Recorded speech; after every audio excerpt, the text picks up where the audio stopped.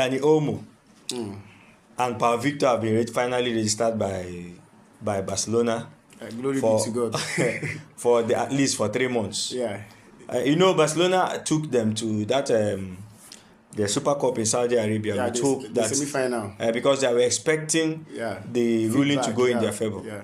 Now, some La Liga clubs have started complaining. The likes of Atletico Madrid, Las Palmas, Athletic Club, are the three that have been vocal for some time now. Yeah.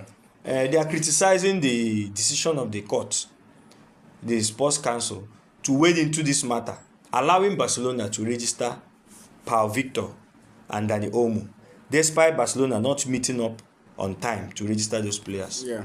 Do you think their lamentations are justified? Well, I think they are saying this because of they are looking at their own interest, because they feel like if these two players don't get to play, just for like Atletico Bilbao, for instance, they are supposed to play Barcelona at the semi-final in Saudi Arabia. They knew that if Dani Olmo doesn't is the game, is another added advantage to them. It gives them the edge to win, which they didn't eventually. No. Talking about football regulation. Yeah. Well, I'm coming to that. What I'm trying to say is, their appealing might be a biased one. Why? Because they are playing against Barcelona. Secondly, it might be that they feel like Barcelona, was favored because of its Barcelona. It's clearly Barcelona was favored. No. That was Barcelona was favored. There was no I don't favoritism, think this ruling would work for the likes of Mallorca, Las Palmas, all those things. All those teams. I don't think they will get that kind of weight. I disagree with you. I disagree. Okay. Now let's look at it this way.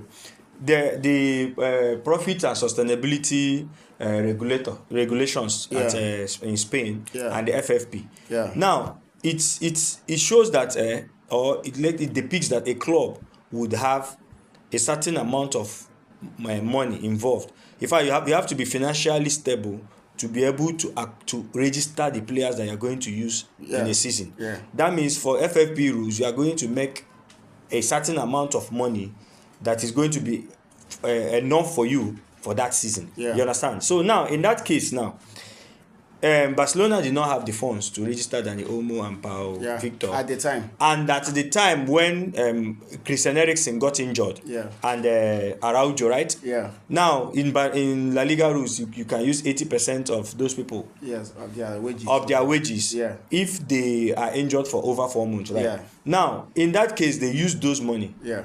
Accrued from these two players to register these two. Yeah, for their first half. For the first half of the season. Exactly. Now, what was Barcelona's plans in the second half of the season that still made them not to be able to register Pau when Araujo and Christensen got back into the team? Okay. When Barcelona had that agreement with La Liga to register Dani Olmo and Pau Víctor. It was a normal thing. They are supposed to register them. Yeah. No, I'm not saying it's not the normal thing.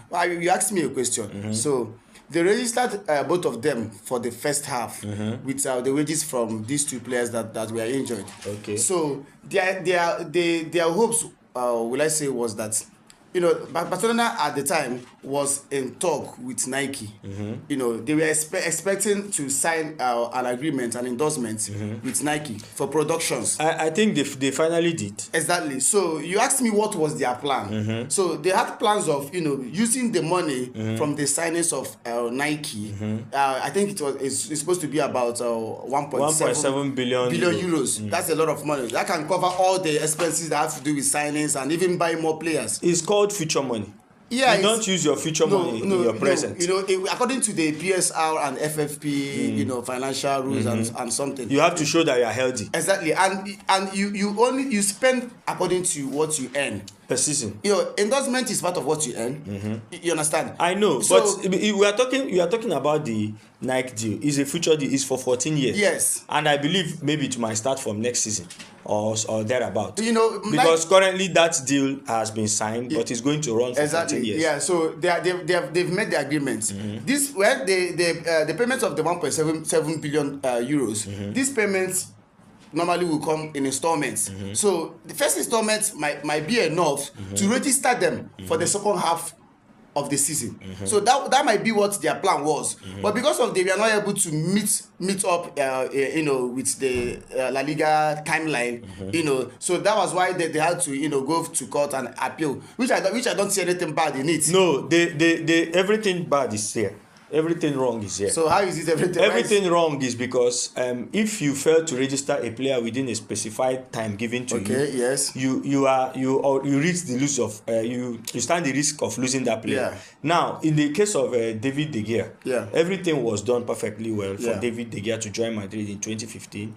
But at the end of the day, one little mistake in the paperwork that delayed the signing of David De Gea made Madrid not to be able to sign De Gea till now.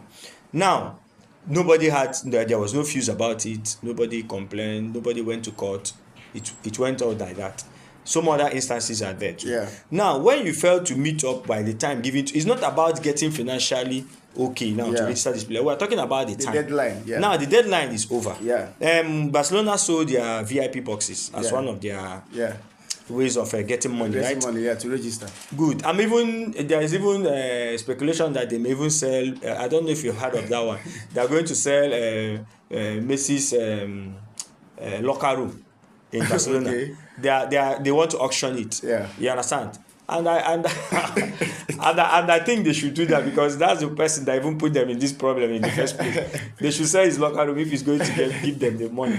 So now, when you fail to meet up, given the time, the rule is the rule.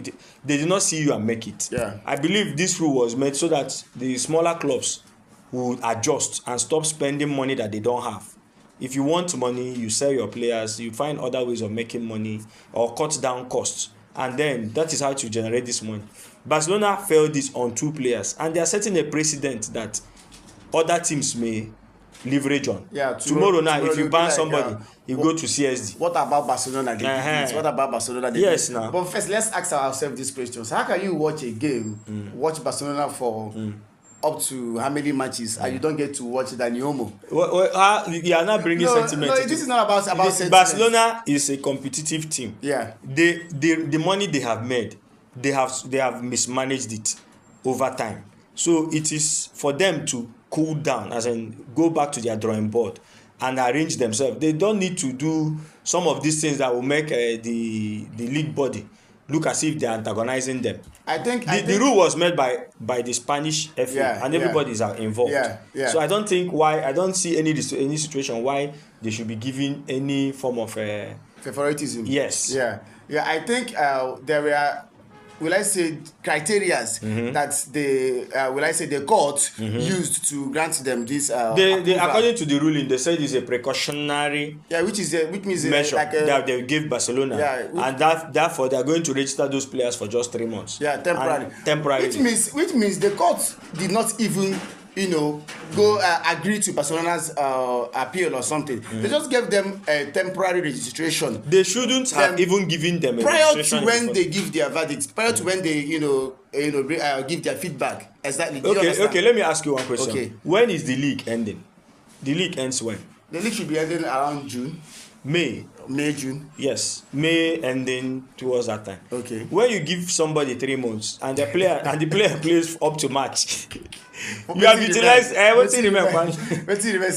utilized the player for most of the matches that you need him for. First, another thing is this is Dani Olmo. This is a player we would love to watch in the La Liga. Yes. Secondly, Barcelona have shown high level of seriousness.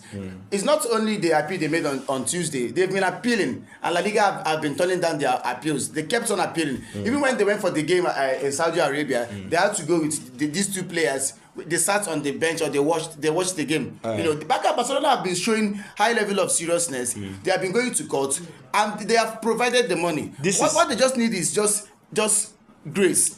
And secondly, this implementation. Why do you think we have transfer deadlines?